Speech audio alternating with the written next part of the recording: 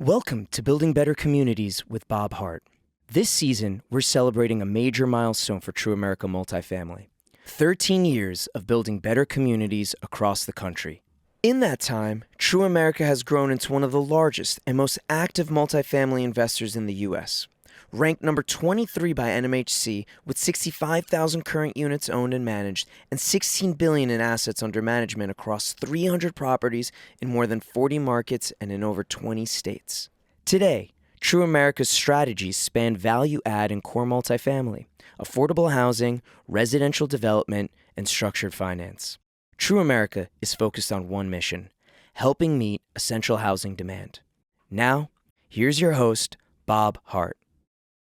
Hello, everyone, and welcome back to Building Better Communities. I'm your host, Bob Hart, and today we're joined by an illustrious leader who has helped shape the multifamily finance landscape for more than 2 decades. Welcome to Sharon Karaffa, who is now the president of Multifamily Debt and Structured Finance at Newmark, where she oversees the company's Fannie Mae, Freddie Mac, and FHA lending platforms while leading strategy and growth across multifamily capital markets. Throughout her career, Sharon has built a reputation for navigating complex market cycles, driving large-scale growth, and creating stronger collaboration between investment sales and debt platforms. And before joining Newmark, she spent a number of years in leadership at Fannie Mae, and she has a unique perspective on housing finance, capital markets, and housing policy. So today we'll discuss leadership, lending markets, housing finance, market volatility, and how to navigate it, and where the multifamily sector may be heading. Sharon, welcome to Building Better Communities. Thank you, Bob. Thanks for having me. Great to be here. I've known you for a long time, and it's wonderful to get you on the podcast. Yeah, I'm excited to be here with you. So Sharon, we should just ask right out of the chute, are they going to lower interest rates here, or are we, where are we on that? I don't know. I think if I had a crystal ball, I might not be here. But yeah, it's tricky. It's a tricky environment. I think there was a lot of pressure to lower interest rates. The fundamentals might not support that going forward. I think there's a lot of uncertainty in the geopolitical market and in the landscape right now. So I think it remains to be seen. One thing we've gotten used to a little bit of volatility and uncertainty in the market. We've certainly been experiencing it for the last 5 years or so. I'm sure a lot of the deals that are coming across not just your desk, but the desk of everyone in the multifamily finance industry, are a lot of recapping and extending and blending, and a lot of that right now going on. We've certainly seen a lot of that. There also is just a tremendous amount of liquidity in the debt markets. So there's a lot of debt funds and bridge lenders and liquidity for a lot of different terms. So we've seen more bridge debt being done this year, more bank loans being done this year, more variable rate debt being done. I think it's not difficult to get shorter term financing. So if an owner perhaps wants to sell an asset, but this isn't exactly the right time, and they'd prefer to wait for a different interest rate environment or allow operations to stabilize a little bit. There's a lot of financing that allows them to wait a couple of years, take some short-term debt, and revisit that when the rates are in a different place or when operations have stabilized a little. Yeah, we're still seeing a lot of that going on, and I think we're going to see it for another couple of years. So, yeah. I do. Yeah, I do. And there's a tremendous amount of maturities coming over the next 5 years. And so I think, I guess, beginning probably in the early 2020s and 2021 and 2022, we started to see a lot of 5-year debt and shorter term debt. And so you've got the 10-year debt from the late teens and the 5-year debt from the early 20s all kind of coming to due in the next few years. So we'll continue to see a lot of opportunity, and it's great for the market that there is so much liquidity. You had asked about sentiment last year. People were touting the slogan, "Stay alive till 25." This year, my slogan is "More to fix in 26." Yeah, and probably going into 27. Don't you think? I think that's right. I think it's sort of going to be. I think for a while everyone was sort of waiting for that quarter where the market was just going to be back. But we're going to slowly climb out of it with rents slowly growing as all the supply is absorbed. And it's just going to be sort of a slow growth out, I think. You think it's going to be a slower? We're not going to see the kind of spikes that we saw during the COVID years where we were getting double-digit rent growth and sort of this artificial boom. I don't think so. I don't think the fundamentals support that, right? There's been a lot of supply that came online throughout the Sun Belt, and it's been absorbing very well. Now, there's not a ton of cranes in the sky right now, so I do think there'll be a little bit of a shortage in new construction as soon as all of these are absorbed. But we should get back to a normal pace of things. It's a normal pace of growth. All right, let's do this. Let's go backwards a little bit because I want to help the audience understand your career trajectory, which is a great one. But when you look at your career today you're leading a very major multifamily debt and structured finance platform at Newmark, and you've had a very strong linear trajectory. But your path really didn't start in real estate finance. It started in corporate finance, consulting, and telecom. And so housing finance is something you learn as you transition your career. So let's go back to the early years. Tell us what drew you into finance. I know you went to Penn State University. You were a business major there. You grew up in Maryland. But tell us about those early years and how your career started. And I think that would be very helpful to this. Sure. So it's interesting. I wanted to be a therapist. My father is a therapist. And so Beautiful. I wanted for being a lender. You're good. That's great. I find myself doing a lot of therapy in my job, actually. But yes, that was my goal. And my dad, who is a therapist, said, do me a favor and pick an undergrad degree that you can go get a job in. And then if you want to go on and be a therapist or go into psychology, you can do that in your master's program. So I decided on finance because it was the most challenging major I could choose. You had to apply to get into it at the Smale College of Business at Penn State. And so I thought, okay, I'll go for that one. And I went into finance. And then my first job out of school was actually at T. Rowe Price, where I thought I'd try to see how much I liked investment banking. And it was a rotational program where, it was supposed to be a 2-year program and you go through 4 6-month rotations. In Baltimore? And the first in Baltimore. Yeah. Yeah. They're a Baltimore-based company, I believe, right? Yep. So the reason I chose that was I liked the idea of a rotational program. I didn't really know exactly what I wanted to do. I could see different parts of the business and got into my first rotation. And 5 months into my first rotation, they stopped the rotational program and said, okay, this is where you are. I hope you like it because this is where your job is.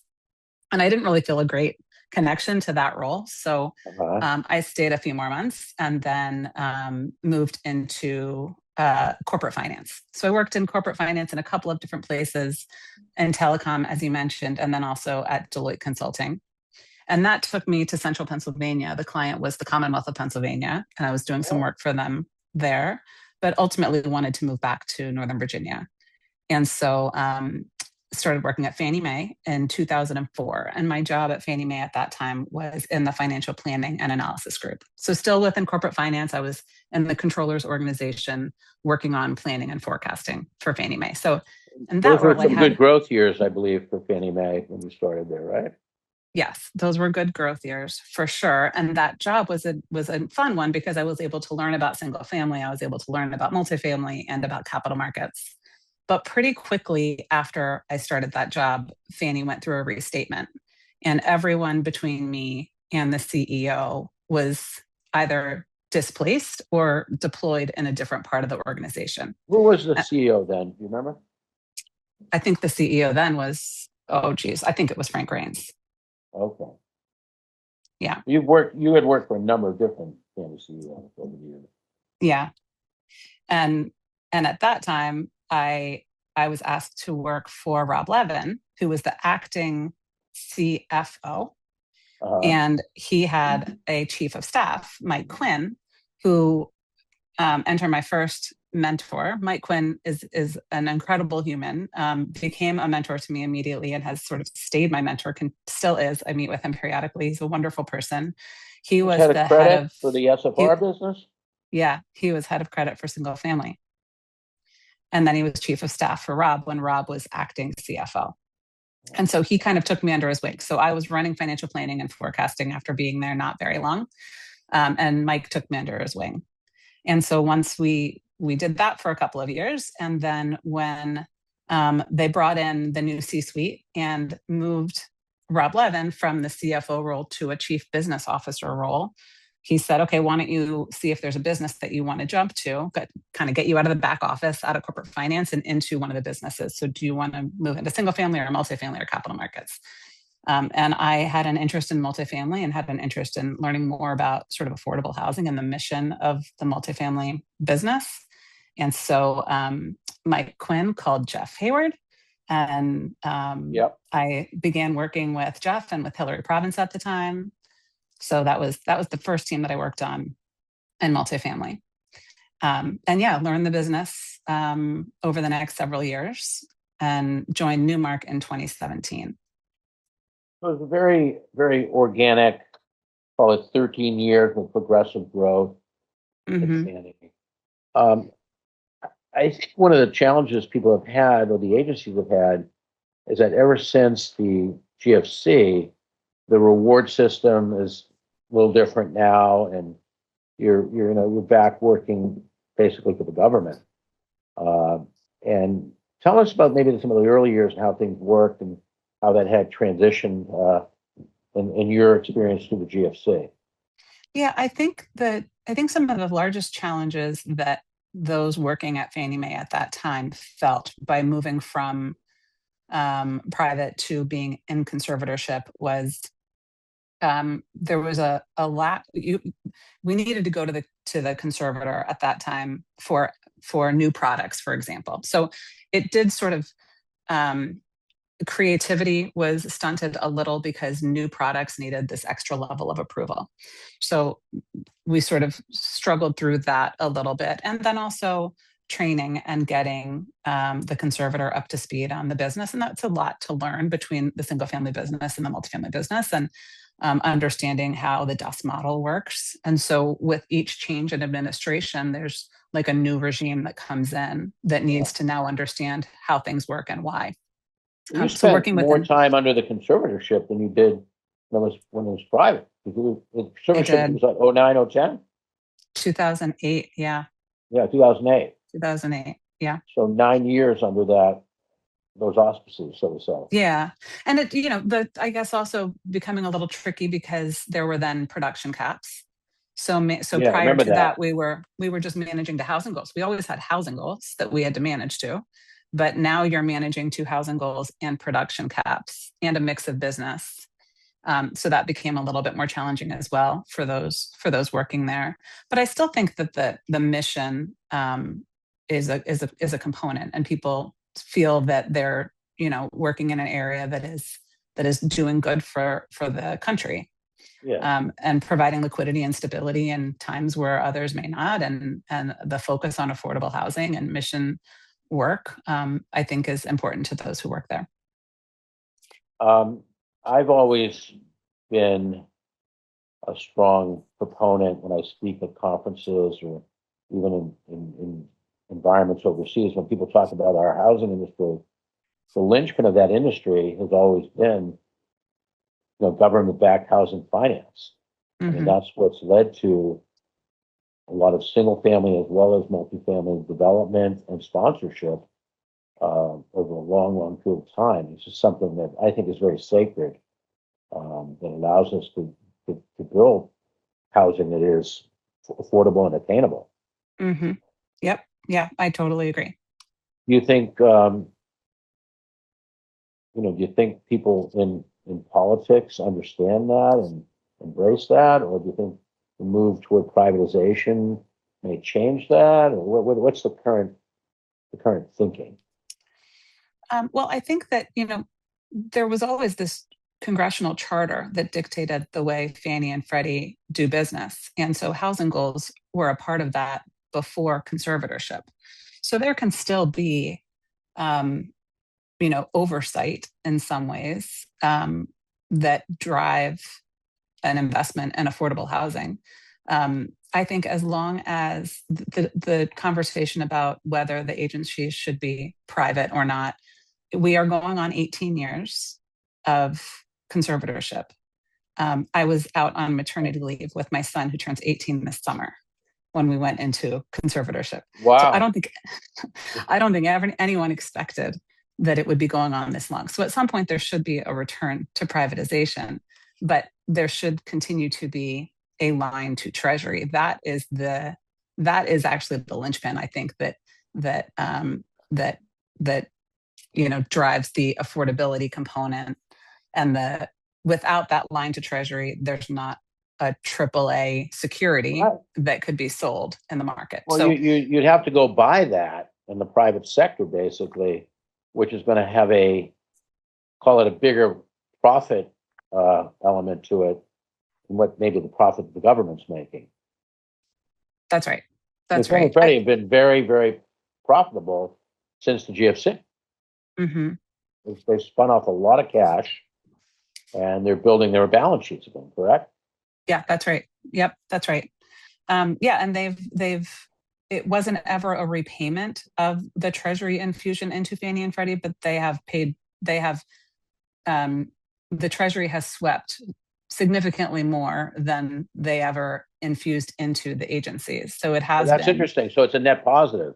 Yeah, it's a net positive. But didn't the common equity get wiped out in the takeover? Stock equity? Yeah. So there's a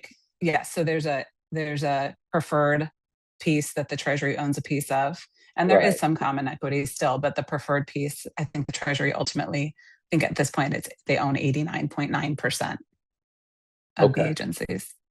Is that something that it will someday be contended if they go private again, or has that been adjudicated?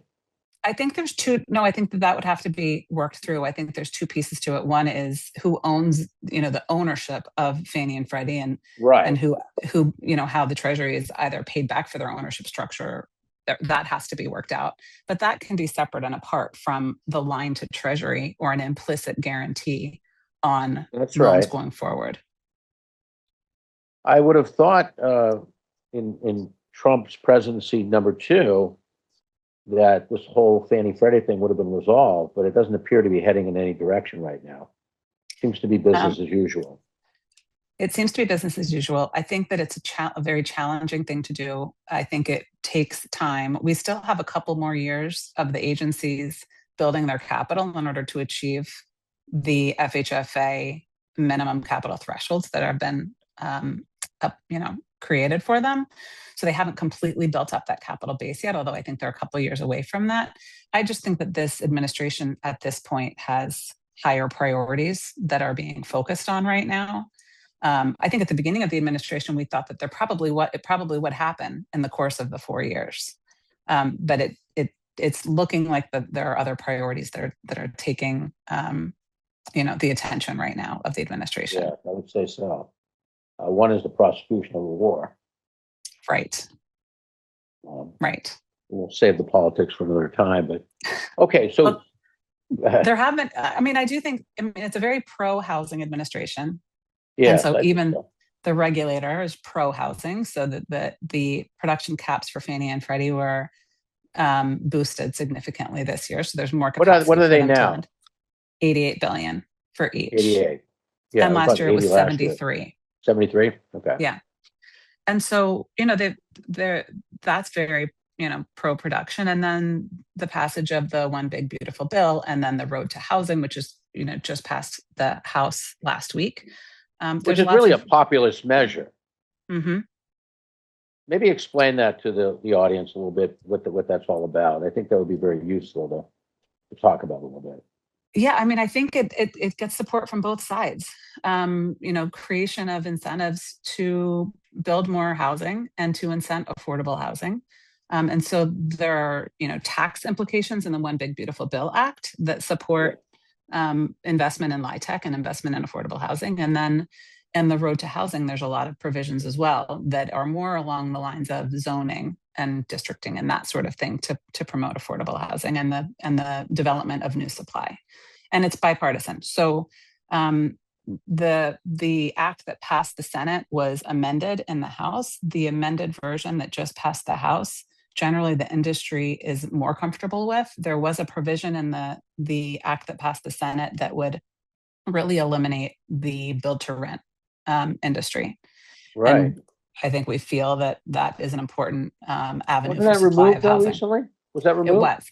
That's right. Yeah. It was removed. So in the amended act that just passed the House, that was removed. So that's a very positive, very good But thing. the And now it needs to limitation go. on aggregation of single family is still present in this bill. That is still present. That's with right. the working theory that somehow the private sector owns like 2 or 3% of the housing stock in America is crowding out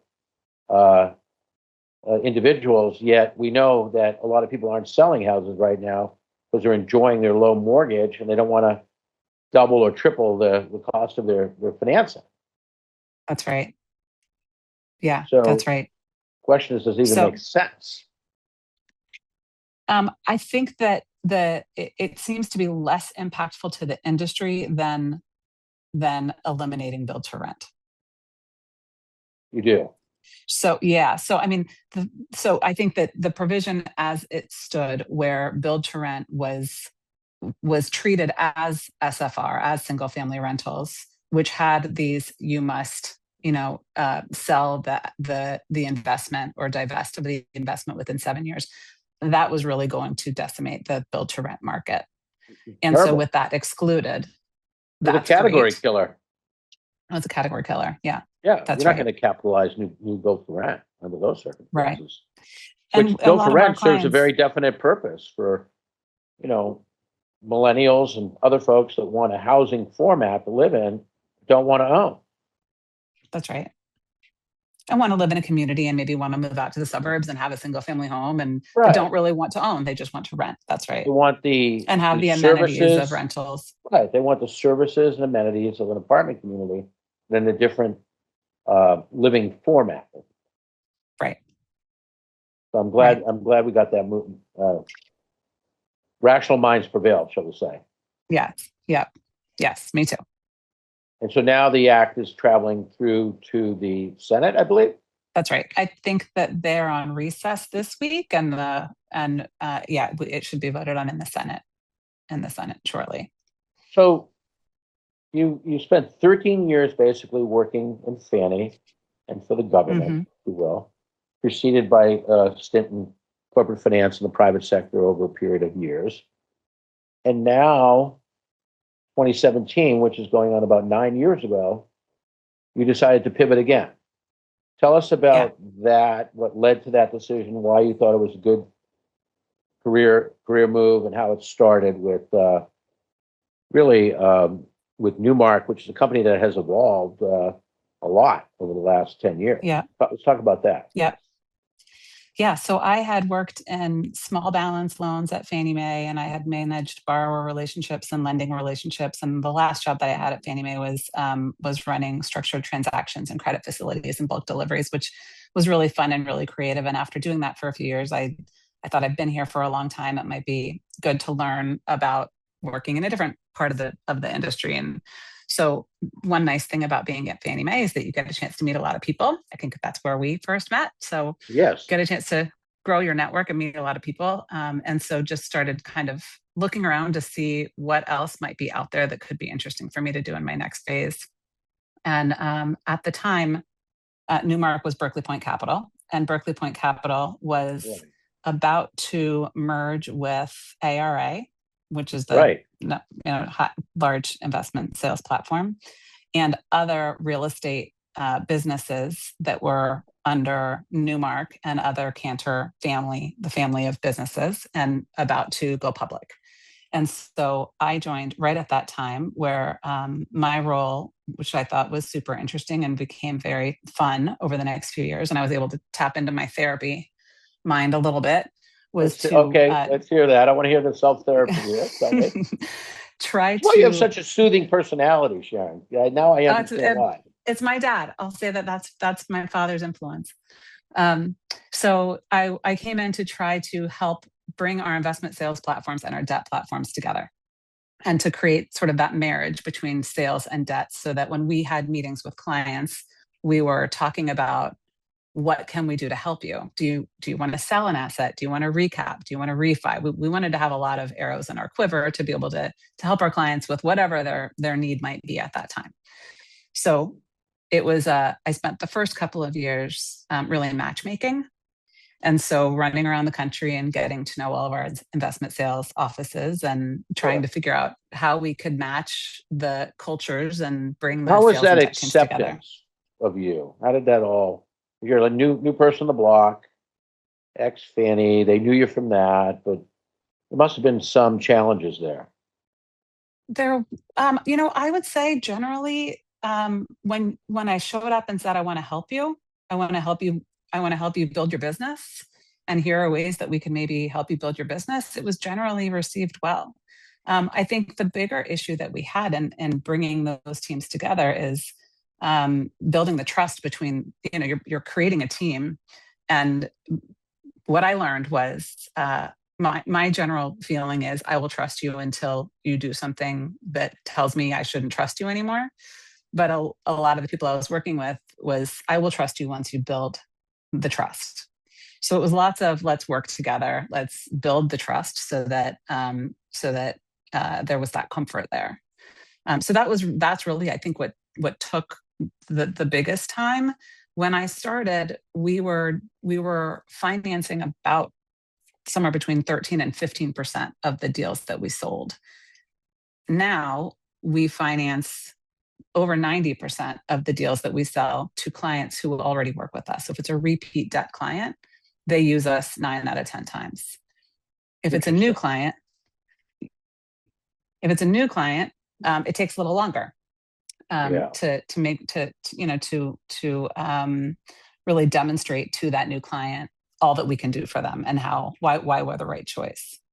You feel strategically, sorry to interrupt you, obviously Newmark and Cantor, which is the parent and overseer, and our friendly Secretary of Commerce who runs the whole thing with Barry, made the move to acquire these various companies.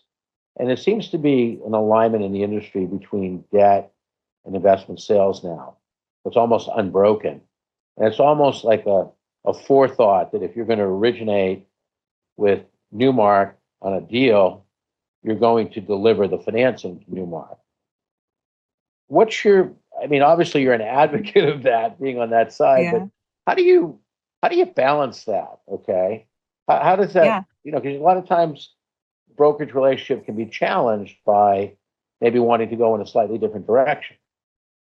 Sure. Well, so ultimately our sales team and the client is the seller. So you're doing what's best for your client who's a seller. And so what we've found is, in a lot of what recently we've seen more deals being dual tracked, meaning someone brings a deal to market and they want to sell it, but they might choose to refinance it if they end up not, if the market isn't there for a sale. So having a sales team and a debt team together to have that conversation and say, I can sell it for you, or I can refinance it for you, and we can create a market for both, and then you can pick which way you want to go.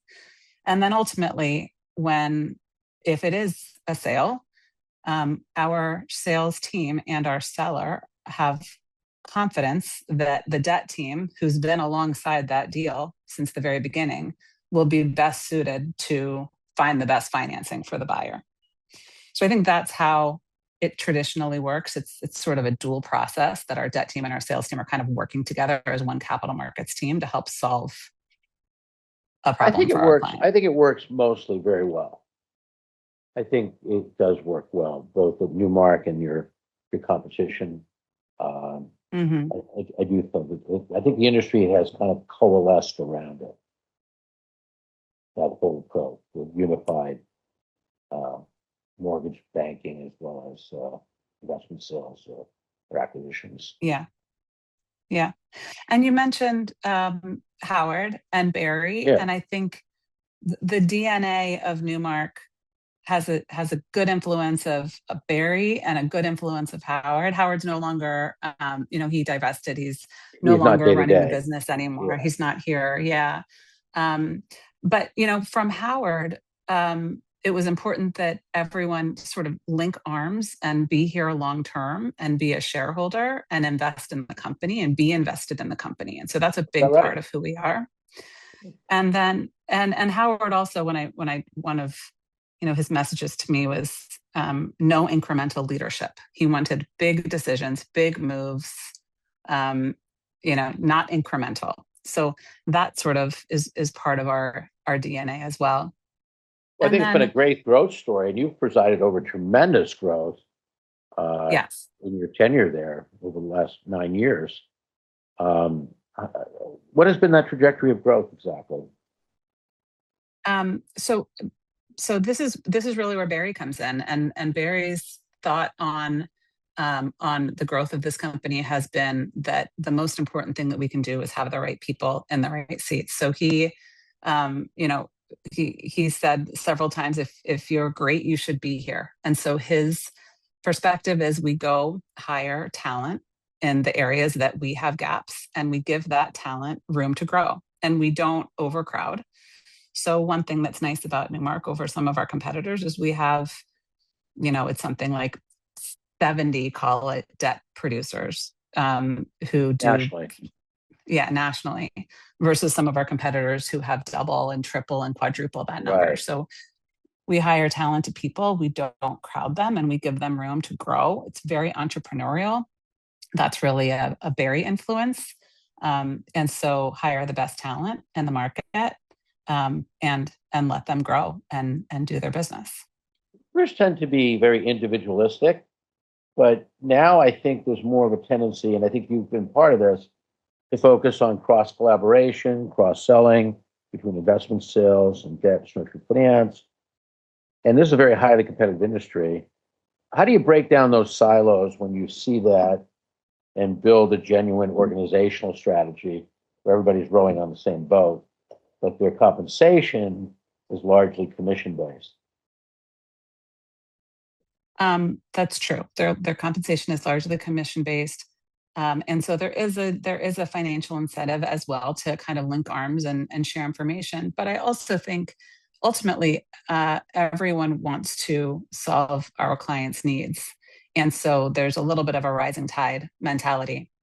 So if I can bring someone in and I can do more for my client than I could have otherwise, that will only help me also in the future.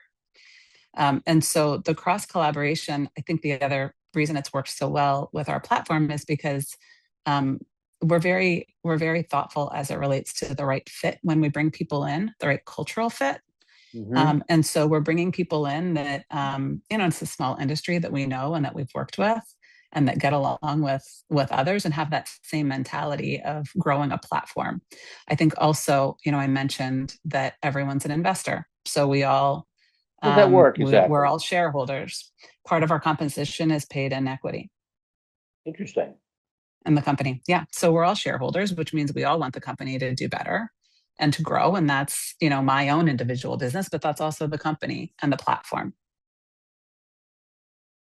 Let's pivot a little bit. So you've had 9 unbelievable years of growth, a great career at Fannie Freddie.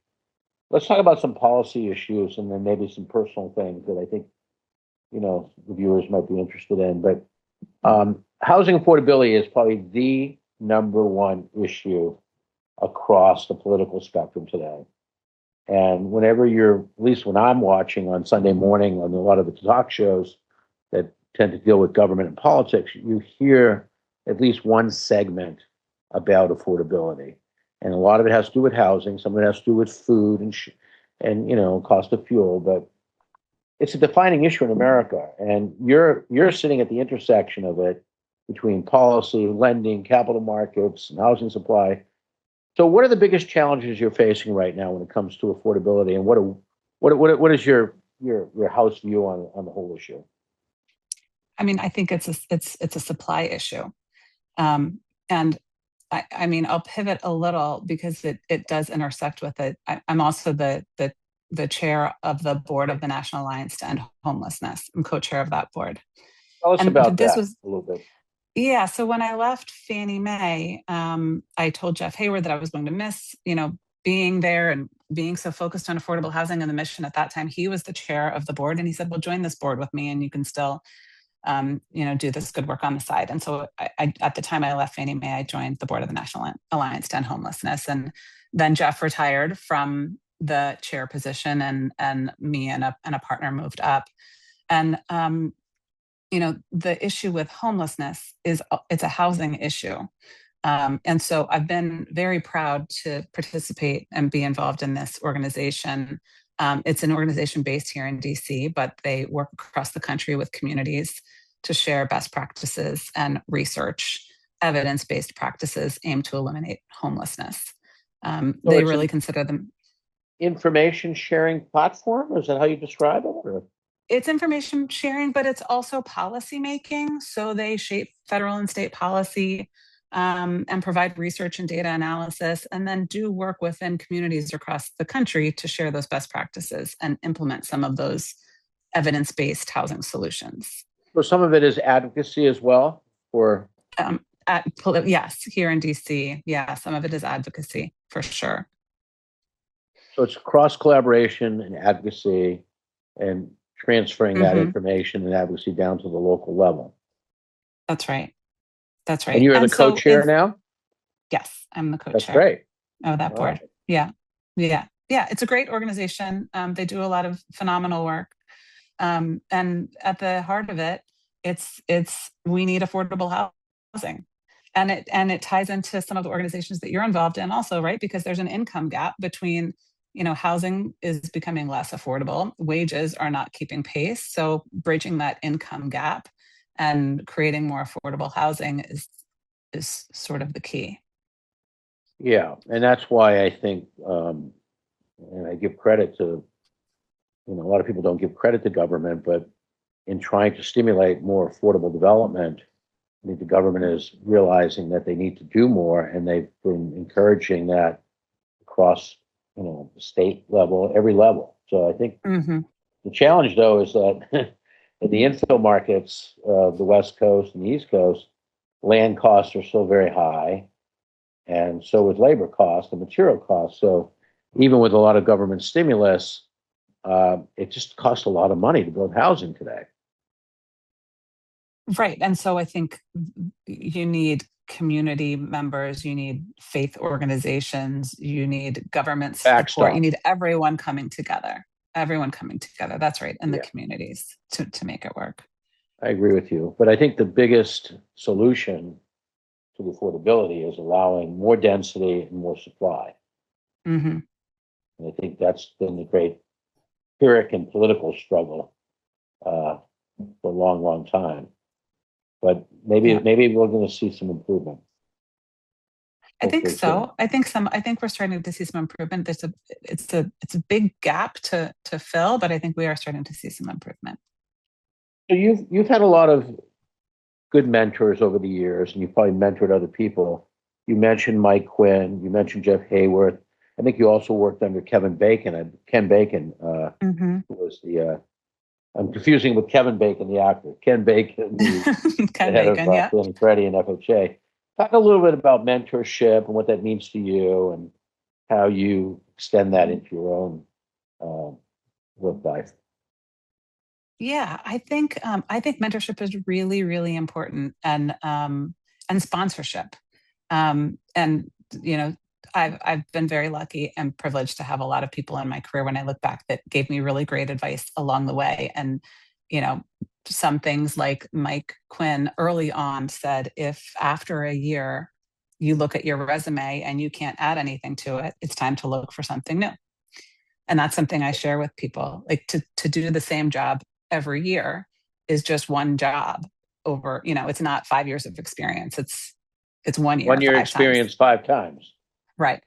So look at your resume as an early career person and ensure that you're always, finding more skills to add to it. So that was a piece of advice that he gave me that stuck with me. He also was fantastic with nobody's better at building a network than Mike Quinn. So, really making sure that you're cultivating your network is very important. It is. I think relationships matter. They do. Yes. Not just capital. Right. And actually, when I think as a woman, we sometimes hold ourselves back. And I had an opportunity to apply for a promotion, and I was like 8 months pregnant. And I thought, I'm not going to apply for this promotion. This is a terrible time. Who knows what my life will look like in 1 month or 2 months or 3 months. So So this I'm just not going to 08, do it. 07, when is This this? was '08. Yeah. Oh, wait, '08. yeah. And actually Hillary Province said, apply for the job. Like, why would you not apply for the job? Go for it. Don't hold Don't yourself hold back. yourself back. And don't hold yourself back. And so I did. And that was great experience. That was a great message also that, let's not create obstacles for ourselves. And oftentimes we are more capable of doing things than we believe that we are. And so take the chance and see what you can do. And if it's a lateral move, that's okay too, because that just adds more skill sets to your resume. Well, what's amazing is that you are very, no, it's not amazing, it's true. You're a very resilient person and you have great personal perspective. You helped lead Fannie through the financial crisis with a team. You've led through COVID, and now you're leading through industry volatility. And you're also, I know it's very personal, but you had a very deep, important personal health challenge in 2021. You were diagnosed with breast cancer and underwent treatment in 2022. Maybe, if you don't mind, maybe we could talk about that and what you share your journey there. Sure. And I mean that there's another fantastic Howard story with this one too. Yeah. I was diagnosed, and when you first get that phone call, we don't have very much information. Just that yes, your biopsy tested positive, you have cancer. That's all you know. So in my mind, I was a single mom with a 6th grader and a 7th grader, and had just bought a new house, and 1,000 thoughts run through your mind from, oh my gosh, my kids are getting off the bus. What am I going to tell them? To am I going to be able to work? Am I going to have to take leave? How am I going to take care of myself and my family? And you're the ultimate, you're the breadwinner of your household. Yeah. And what kind of cancer is this and how advanced is it? So all these things go through your mind. And Howard FaceTimed me and said, you are going to work. You're going to work and you're going to give me every day. If it's a minute, and if it's 10 hours, it's 10 hours, but you are going to work. He said that to you? He said that to me. Wow. And it just took all this, so Provided much, certainty. such relief. Yes, such relief that I had the support of, and I will be forever grateful to Howard and to Barry, who helped me see specialists at Sloan Kettering. And forever grateful to both of them and to Newmark for the support that I had while I went through my treatment. A lot of good caringness there. A lot of engagement. Yes. That's wonderful. And it's something I think it goes to show you when you work with good people and you create value, how that can be returned to you when you need it the most. Yeah. And then, the loyalty I have for them and for this organization for that, I can't overstate. And so I went through 4 months of chemotherapy and 3 surgeries, and felt very supported by my team here. And it, not easy. And so my public service announcement is that we need to, self-exams are important. And for all the women listening to do their self-exams, my tumor was not detected in a mammogram. I detected it 4 months. It was not, yeah. So I found it 4 months after a clean mammogram. Wow. And it was triple negative and fast growing. And so early detection is really, really important. Right. And so you may not have the time that you think to deal with this. It could be happening long before you detect it. That's right. Yeah. So all the detection, get the mammograms and the MRIs and do your self-exams and everything available to you. Too many women are diagnosed with breast cancer every year. But I'm lucky to have found it early and to have had great treatment and to have had great support both at home and at work. And I've gotten through it. I've just hit 4 years past my surgeries. So I'm in the home. I'm in the clear, I think. I've been told it was could be dicey in the first 3 years, and then after 3 years I should be good. So Yeah. I You am, have to be it is checked behind me. every year, right? Every 6 months or every year? Yeah, I still go back to a whole slew of doctors for all kinds of monitoring, but I'm out of the woods as far as the likelihood of a recurrence being high. It's dropped back down to what a normal, you know, cancer, the likelihood of getting it would You be. have a very positive outlook and mental attitude. I'm sure that has helped shape your resilience through all this. Yeah, I do remember at some point during the course of treatment waking up and saying, I'm just going to believe that it's gone. I'm going to believe that it worked, and I'm going to believe that it's gone because it's too hard to worry that it's not. Yeah. So we'll just believe that it's gone and take that approach. And everything that I've learned and heard and speaking with survivors and doctors is how important it is to try to manage your stress and manage your outlook, that really does play a role in your health. And so if you can, and again, back to, sort of having a, a job that is demanding, and also managing stress. I think surrounding yourself by good people at work and having a support network in your personal life is really important. I concur with you, but you project that optimism, steadiness of purpose. Where do you think all that resilience comes from?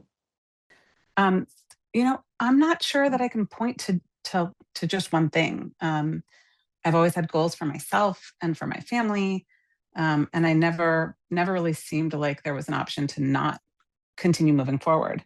So I think for me, it's just been a series of choices, and so deciding to believe that the cancer is gone, or deciding to go for that promotion, even when I was uncertain. I just made that decision at each step to keep moving forward. And Right. I don't think I felt like I had the luxury of a different choice.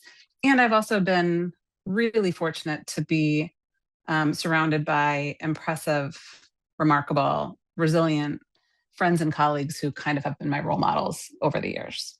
I think you have a very healthy appreciation for that and the value of those relationships. And I think all that has helped you during what is a great career, but also navigating turbulent times, both personally and professionally. So when you look back now at your career, spanning well over 2 decades, you went from corporate finance to Fannie to Newmark. You've done advocacy work. You're a mentor in leadership. What kind of impact do you think you want to have beyond the business itself? And ultimately, what do you hope your legacy will be? Well, I'm having a lot of fun at Newmark, so I'm really not going anywhere yet. You commented a little on the growth that we've had, and it's been a lot of fun to bring on new talent and expand what we can do. We have more to do, so I'm looking forward to continuing to growing the platform. The team is humming and collaborating so well, so we're really having a lot of fun here. As far as legacy, I certainly would like to devote more time and attention to the Alliance. And my kids are my legacy, and my family is growing. I was just married in December. And so now I have two amazing stepdaughters, in addition to my 16-year-old daughter and 17-year-old son. And so seeing all of these four kids become caring, compassionate adults who give back to the world, that would be a great legacy. Well, I think that's a beautiful testimony to you, Sharon. And you've had a wonderful career, and I'm really glad you came on the podcast. So everyone, this has been a great discussion with Sharon Karaffa, president of Multifamily Debt and Structured Finance for Newmark Multifamily, and a friend. Pleasure getting to know you again, Sharon, and introducing all the viewers. Yes, thank you, Bob. Thanks. It was fun. It was a pleasure. Okay. All right. Okay. See you soon. Bye-bye. All right. Thanks. Bye-bye.